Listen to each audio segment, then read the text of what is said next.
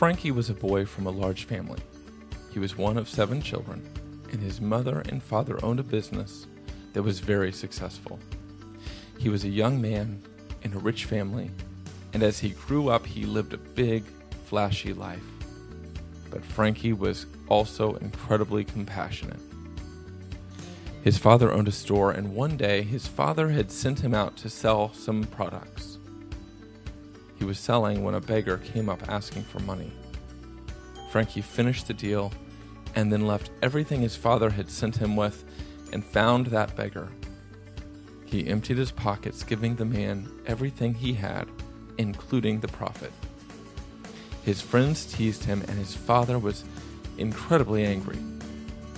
When he went on a trip to the capital, he saw homeless and poor people begging, and since Frankie was a fairly strange kid, he just joined in with them. It changed his life. He decided from then on that he wanted to be poor too.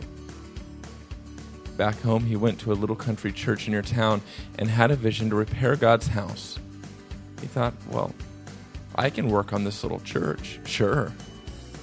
He went and got some things from his father's store and sold them to make money for that little church. His father was angry. He and his father ended up in court, and in front of everyone, he said that he wanted nothing to do with his father and gave up his entire inheritance. In fact, he realized that it was his father that provided even the clothes on his back. So he took them off right there and gave them back. One day, Frankie heard a sermon based on Matthew 10:9, where Christ sends out the 12 disciples, telling them to take nothing with them, not even a staff or money. The sermon inspired Frankie, and he became devoted to being homeless and poor himself.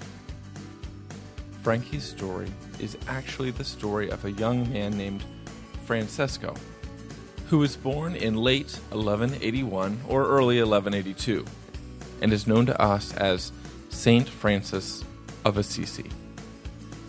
It was not just a small country chapel that he would transform, but it was an entire global church